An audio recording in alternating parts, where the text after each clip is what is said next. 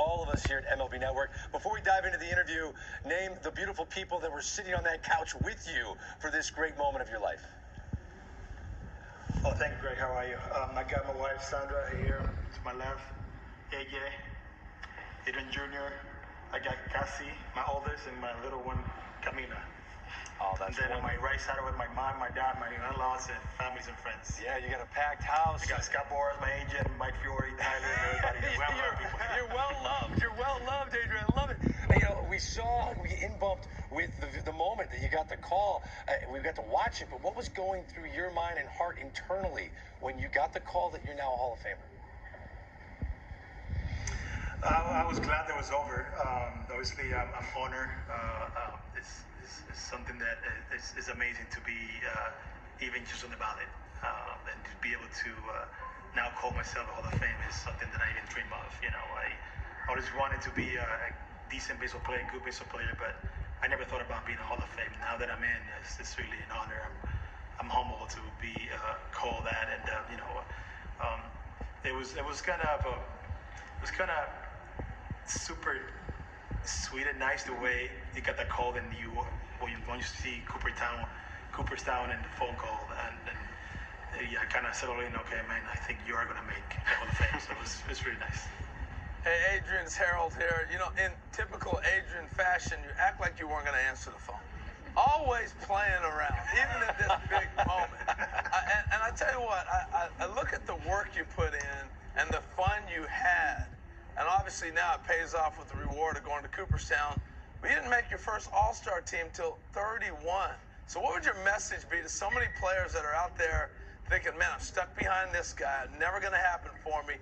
And it happens if you continue to work and grind. What would your message be? I think, you know, when you know what you want and you know you have to work hard for it, I mean, it's just not the rewards about making the All-Star game or anything like that. You know, I understood that I had talent, but it took me a little longer to master it and be able to understand what I need to get better at. Once you get the experience, it gets a little easier. You know, hitting and playing defense is not easy, but once you understand what kind of player you are and what you need to work on, it gets a little easier. You know, I always wanted to be the best I could be. I know I needed to be the best, but I work hard for it. And, you know, now I'm going to allow myself to enjoy this moment because this is a great moment for me and my family.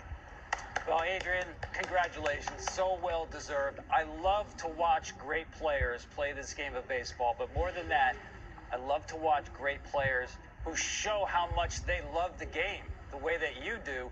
I want to know where your love of baseball came from.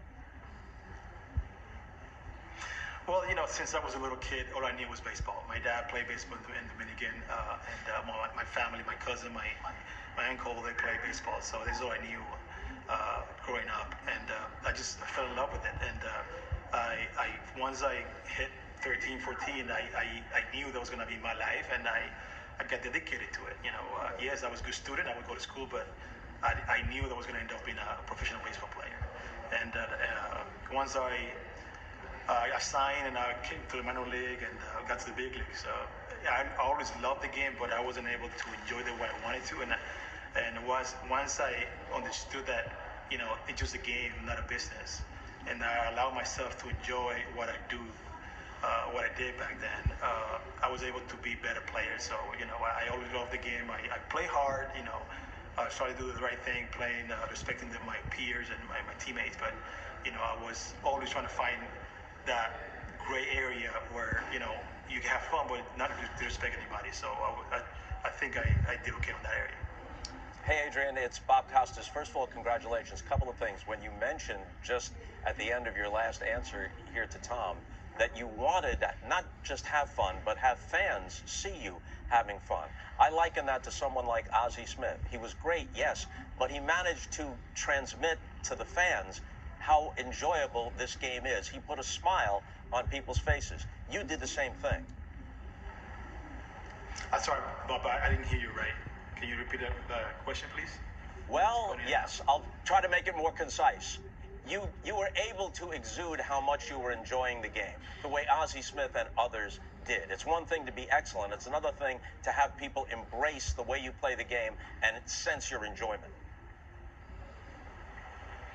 Yeah, it's like I think that when you just play the game and you enjoy what you do, it comes easier, your talent, instead of thinking about you need to perform and you need to do this because people expect you to do.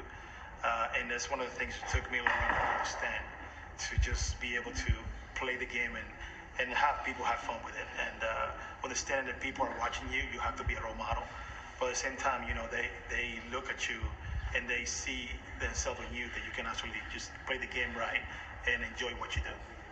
You're a wildly popular guy in the game, and our phones are blowing up as producers here at MLB Network are controlling them. A lot of people are congratulating you. They asked to tape some things. So here's one special person congratulating you moments ago. Watch this.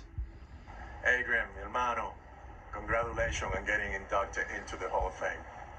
Our country is really proud of you. Thank you for representing us well, not just for me, but for many others. Thank you for being an example of the way that you play the game. What an amazing career. Well deserved. God bless you, brother. Adrian Beltre, what do you think when Albert Pujols says those kind of remarks? Oh man, it means a lot. You know, obviously knowing what kind of person he is, the player he was, and how even though I was in the big league before him, he influenced my game a lot, because the way that you want to look into become a better baseball player and be consistent. It's no more consistent than Albert Pujols. You know, his first 10 years in the big league, it was 30 to 100 every year, 300 and 300. So that's what the things I was looking for, and it took me quite a years to just get one of those years.